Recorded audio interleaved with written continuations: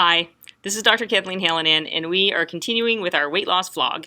Today we're going to talk about a new type of motivational training. So often people, when they're trying to lose weight, they know mentally, objectively, rationally what they want to do, what they should do, but the motivation just leaves them. They're not motivated. They lose their willpower.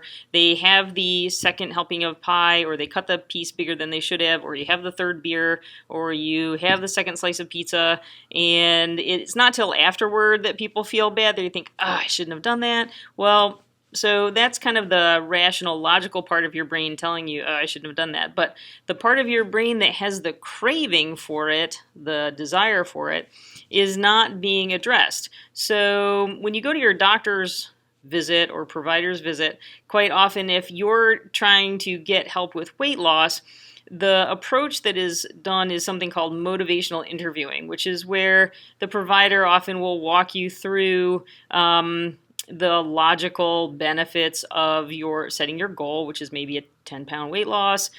This will bring your sugar down. What steps would you like to pursue to get you to that point? So very logical, kind of, if you will, left-brained approaches, right? So very logical things. Well, the problem is that this doesn't really address the craving part, which is more that emotional, and I guess that's more a little right-brained, if you will, but the more emotional side of it, the more the desire, the gratification, these things aren't really addressed in this type of approach. So there's a new strategy that seems to be mostly out of the UK, or Britain, which is called functional imagery training. And this is exactly what it sounds like. It is someone sitting and talking with you and having you close your eyes and visualize what is your weakness. So everybody has at least one biggest weakness. So, okay, start with that one. Maybe it's your ice cream at night. Maybe it's your, fifth beer of the day. Maybe it's the second slice of pizza.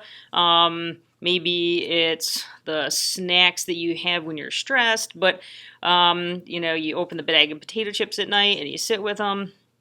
Maybe it's you just cannot get rid of the soda.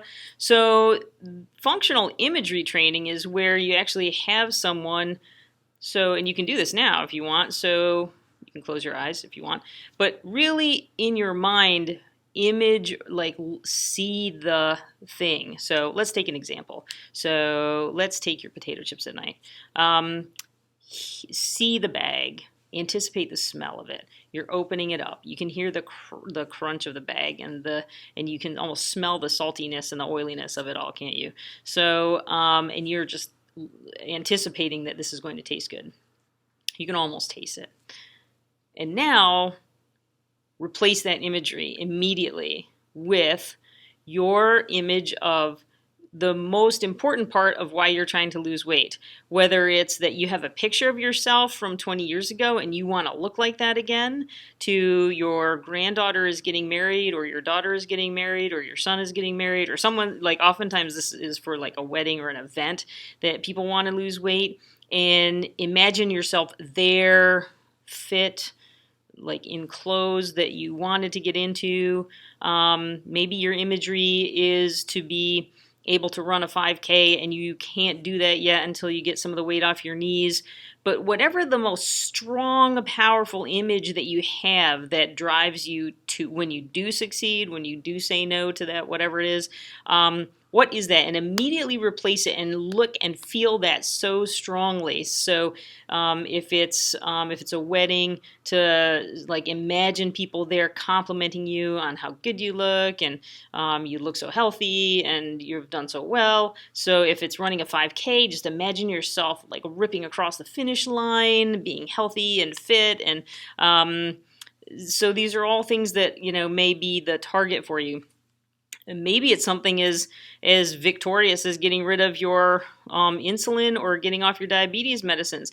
Imagine what that would feel like to be able to not have to take those pills every day anymore and be like your own master, right? So that imagery, so it's taking actually a very sensory approach, smelling the smells of the environment, hearing the people talking to you, feeling the way it would feel, seeing the sights. So all of those things, all that imagery you use to replace, immediately replace. And if you notice that if you kind of did it right, that as I've been talking about the positive imagery, your brain stopped thinking about the chips, right? So it's a very powerful replacement imagery. And now there are apps. Of course, there are apps. There are apps that will help you do this. And you can choose pictures or whatever it is that brings you to that positive image. And you can have it on your phone, generally.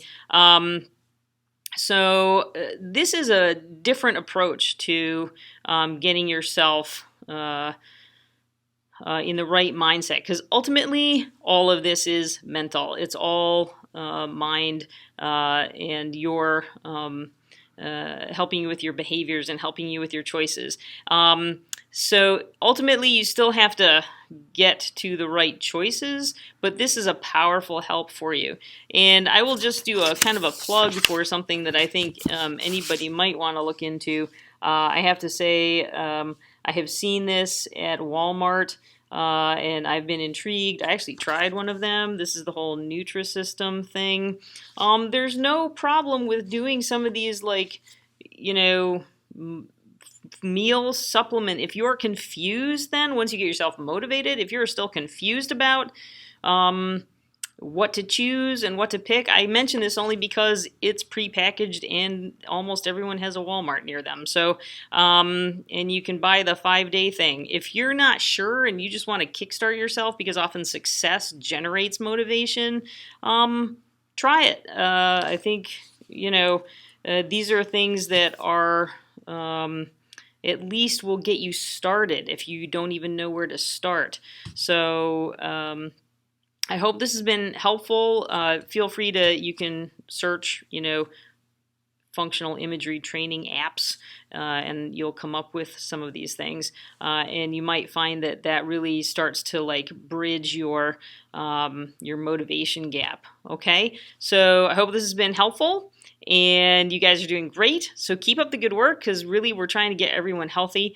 And I'll put in one last plug, if you will. I am really, really wanting to try to get soda out of the hospitals. I think we all need to get soda out of the hospitals. There is no reason why people who have diabetes in a hospital should be getting boluses of sugar, which is what soda is. So if you feel any ways compelled to support me in this, please go to your local hospital and tell them that you would like them also to get rid of the soda, because really what they're doing is poisoning you. So I put that plug in there. It's a work in progress. Boy, is it an uphill climb. Okay, so you're all doing great. Thank you.